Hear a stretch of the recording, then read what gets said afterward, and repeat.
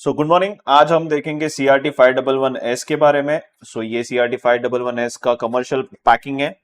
आप देख सकते हो यहां से इस बॉक्स को ओपन करा जाता है इस तरीके से, और इसके अंदर ये एक ट्रे दिया हुआ रहता है। ये ट्रे के अंदर आपका सबसे पहले एक यूजर मैनुअल आता है, मेन डिवाइस, इसको बाद में देखेंगे। उसके बाद देखते हैं कि एक चार्जिंग केबल दिया हुआ होता है जो कि A to C टाइप दिया है,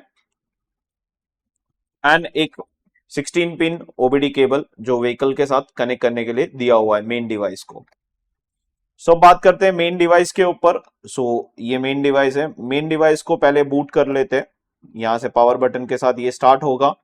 जब तक ये बूट होता है तब तक इसका फिजिकल ओवरव्यू मैं बता देता हूं। बैक साइड देखते हैं तो यहाँ पे स्पीकर दिया हुआ है, यहाँ पे चार्जिंग पॉइंट दिया हुआ है।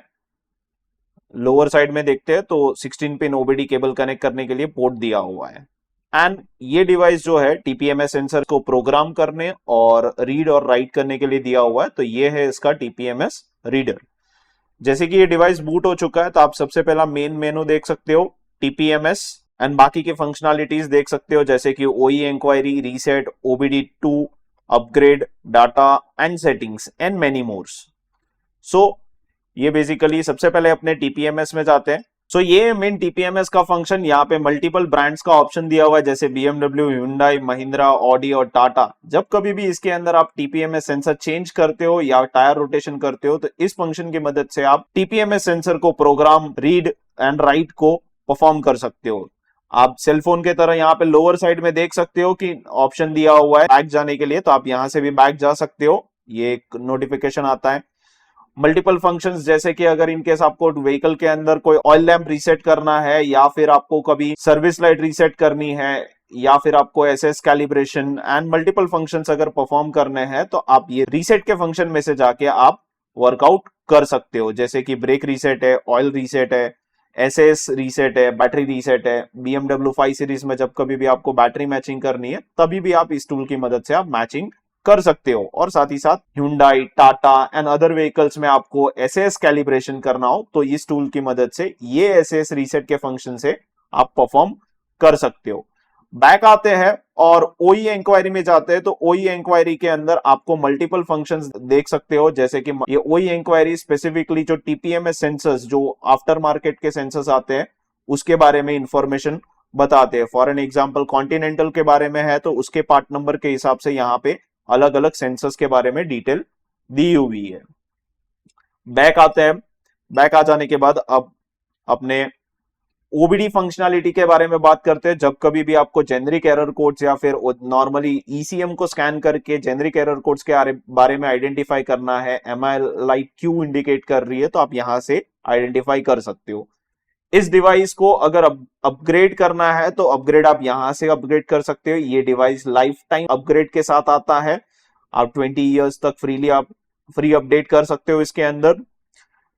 नेक्स्ट मेनू की बात करते हैं तो नेक्स्ट मेनू डेटा है। यहाँ पे डेटा दिया हुआ है। अब DTC लाइब्रेरी में जाके देखते हैं कि यहाँ पे क्या बताता है। DTC लाइब्रेरी में जब एंटर करोगे तो यहाँ पे आपको एरर कोड को डिकोड करने का ऑप्शन दिया हुआ है। फॉर एन एग्जांपल आपके टूल के अंदर कोई एरर कोड आ रहा है तो आप यहाँ से डिकोड कर सकते हो। मैंने एक नॉर्मल एक एरर कोड ले लिया है, ओके प्रेस करता हूं तो यहाँ पे ये बेसिकली एरर कोड के बारे में डिस्क्रिप्शन बता रहा है। कुछ और दूसरे एरर कोड्स के बारे में देखते हैं अपने। ओके प्रेस करता हूं तो इस तरीके से ये डेटा दिया जाता है। बैक आते हैं। बैक आने के बाद अब जाते हैं DLC के ऊपर। DLC बेसिकली यहाँ पे आपको ये आइडेंटिफाई करवाएगा कि व्हीकल के अंदर DLC पोर्ट कहां पे आ सकता है। तो आप जब कभी भी DLC के ओपन करोगे तो एक नॉर्मल सा इमेज और इंफॉर्मेशन के साथ आपको बताया जाएगा कि एक व्हीकल के अंदर DLC पोर्ट कहां आ सकता है। बैक आते हैं।